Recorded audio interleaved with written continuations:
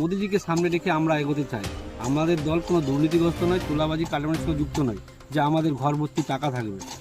আপনারা দেখছেন বাংলার আওয়াজ। ঘাটালের বিজেপি বিধায়ক শীতল কাপাট অতি সাধারণ জীবনযাপন করতে ভালোবাসেন। যেহেতু শীতল কাপাট একজন কৃষক বাড়ির ছেলে, তাই তাকে প্রায় দেখা যায় নিজের জমিতে সাধারণ মানুষের মতো কাজ করতে। এখন চলছে এসআইআর এর ফর্ম ফিল আপ, তাই শীতলবাবু নিজের জমিতে চাষ করছেন আর তার সাথে সাথে মাঠে বসে ফর্ম ফিল আপও করছেন এবং সার্টিফিকেটও দিচ্ছেন। শীতলবাবু বলেন, ঘাটালের জনপ্রতিনিধি হওয়ার কারণে বেশিরভাগ সময়টাই ঘাটালের সাধারণ মানুষকে দেওয়া হয়, আর যতটুকু ফাঁকা সময় পায় নিজের জমিতে নিজেই চাষবাস করে থাকি। পশ্চিম বাংলায় খুব কম বিধায়ক আছে শীতলবাবুর মতো অতি সাধারণ জীবনযাপন করে থাকেন। বিজেপি বিধায়ক শীতল কাপাট জমিতে চাষ করছেন, তার সাথে জমিতে বসে ফর্ম ফিল আপও করছেন।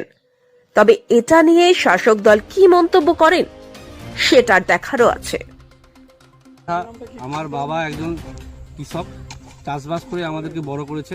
বছরে আমাদের একটাই চাষ, আমরা প্রতি বছর চাষবাসের সঙ্গে যুক্ত থাকি এবং ম্যাক্সিমাম সময়টা পার্টির কাজে দিয়ে থাকি। এই কাজের মাধ্যমে অনেক মানুষ এসআইআর ফর্ম ফিল আপ করতে এসে আমি করে দিয়েছি, তো সার্টিফিকেট আনতে এসে আমি করে দিয়েছি। তো একটা কথা পরিষ্কার, যে আমাদের দলের প্রধানমন্ত্রী নরেন্দ্র দামোদর দাস মোদিজি, তিনি একসময় চা ব্যবসা করতেন, তার ফাঁকে পার্টির কাজও করতেন। তিনি আজকের দিনে ভারতীয় জনতা পার্টিকে প্রতিষ্ঠা করেছেন এবং স্ট্যান্ড করেছেন। তো সেই জায়গায় আমাদের দলের নীতি আদর্শ মেনে মোদিজিকে সামনে রেখে আমরা এগোতে চাই।